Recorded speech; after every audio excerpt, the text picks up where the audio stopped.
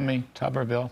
First of all, Senator Tuberville, welcome on set. We love having you. Thank you. Now, you had the wonderful opportunity of being downtown for the trial today. You sat through it for many hours. Just give us an impression or two. Well, first of all, wasn't invited. I just showed up. J.D. Vance, senator from Ohio. Hey, let's go support President Trump. He was glad to see us. And we didn't go as former president. We went as a friend. And here's a guy that he handled it better than I did, and he's been doing it for 5 weeks. I can't imagine going to that cold jury courtroom every day with over 20 DAs, assistant DAs from New York. You know, there's a lot going on in this city, but they're all in that courtroom trying to prosecute President Trump. But he handles it well. Their key witness was there today, and you know they had to get him out of, I guess, either home lockup or a jail somewhere, because he's already been convicted of a felony of lying in another jury case. And he said today he even lied while he was working for President Trump. He said that today. He said that today. And he also said that, and he did this, and they showed transcripts of this and played them over the loudspeaker in the courtroom. He taped President Trump. He took his phone in and taped President Trump several times. And it was just amazing. Now, can you imagine, you're the president of the United States lawyer, and you're in there taping a voice of the president and getting him on tape. I don't know why he did it for, but there wasn't really anything incriminating on it, but I'm sure he's done it several times. You know, that's the thing, though. The best lawyers we know, no one can figure out what exactly Trump did wrong here. Even the FBI. I mean, it's the most remarkable thing. The Justice Department looked at it. The Federal Election Commission looked at it. The prior district attorney in New York looked at it. Only Alvin Bragg is going after it with a bunch of Biden former DOJ associates working on this case. I mean, what's he done wrong? That's what is so baffling. Yeah, and all this testimony was all orchestrated. You can tell they had rehearsed it, gone over it and over it and over it.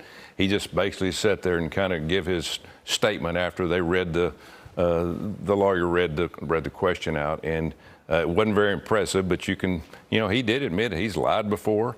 And again, taping the president's conversations, doing things that normally lawyers wouldn't do.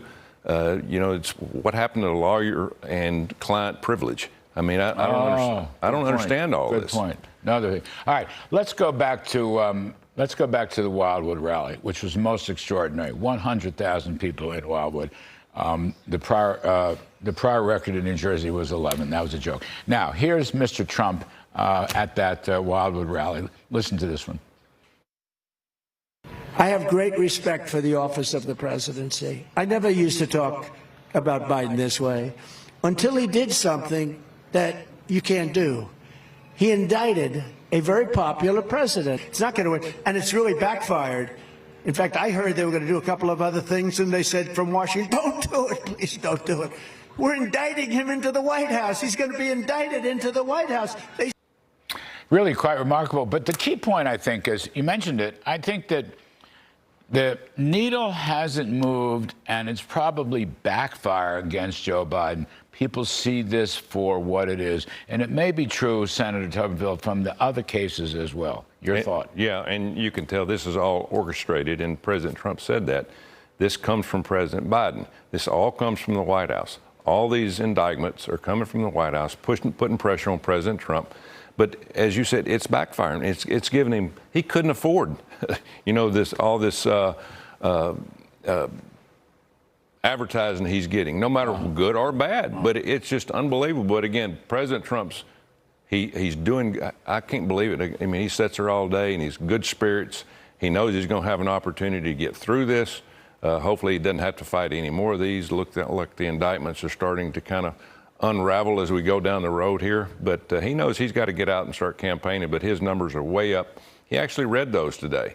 I think he's in head of every poll except for one in the swing states, and it's even getting better in that one. And he may be expanding the base. Just what is your political instinct? People are saying, Mr. Trump is saying, people are saying, polls are closing Minnesota, Virginia. I'm going to bet you that the New Jersey polls closed quite a bit.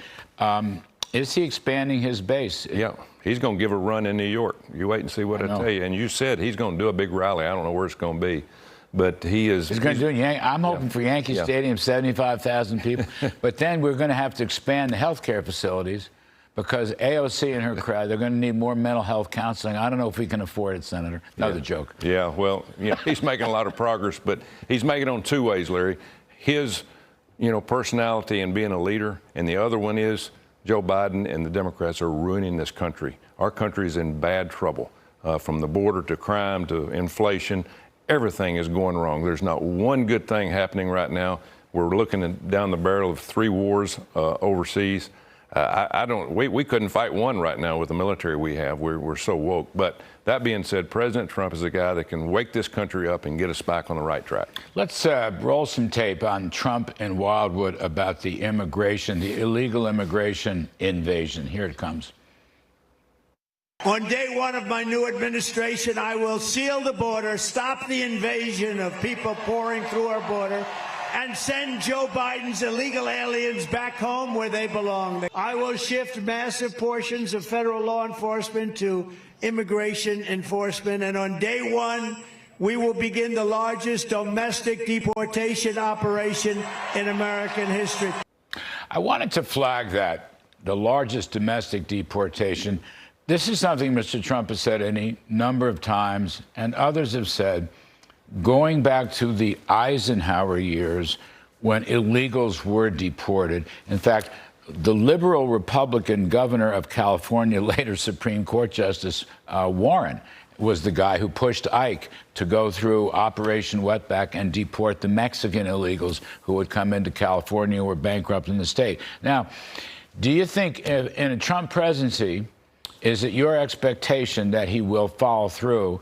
And if you can get a Senate that's Republican, they can start a large move. I don't know if they get everybody, certainly the criminals, to deport the illegals. Yeah, he's going to have a lot of cooperation, but he's told me for a year, Larry, he's going to do this. He said, we have no choice. And it is. It's costing us a fortune to take care of these people coming across. Our veterans are suffering because they're using our VAs in health care.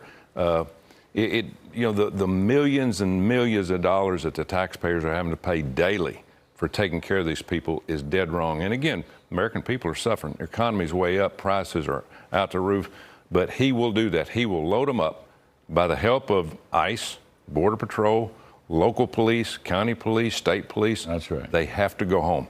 We cannot. Now, we need people here, obviously. We need people. We want good people here, but we can't take everybody. The American people can't afford it.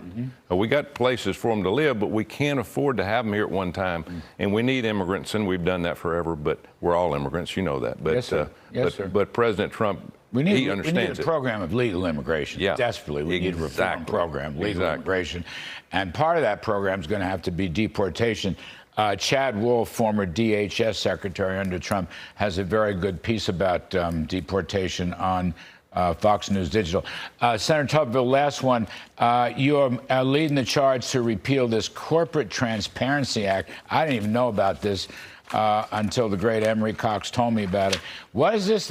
If even small businesses have to fire up names, addresses, all kinds of identification, and this is going into a Treasury criminal database of some kind? Yeah, if there's 35 million small businesses. If you own an LLC, starting this year, you are going to have to send in all your data, your address, your phone numbers, your government ID, and if you don't send it in, it's a 2-year criminal offense to go to prison, $10,000 fine.